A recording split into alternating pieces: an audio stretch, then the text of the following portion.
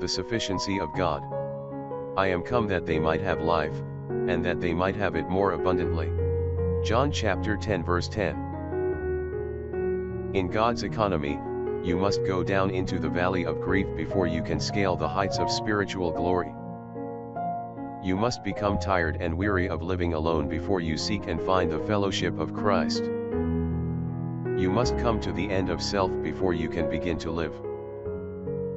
The happiest day of my life was when I realized that my own ability, my own goodness, and my own morality were insufficient in the sight of God. I am not exaggerating when I say that my mourning was turned to joy, and my sighing into singing. Happy are they that mourn for the inadequacy of self, for they shall be comforted with the sufficiency of God. Prayer for the day. Almighty God, you have given me real life through Jesus Christ. My soul praises you.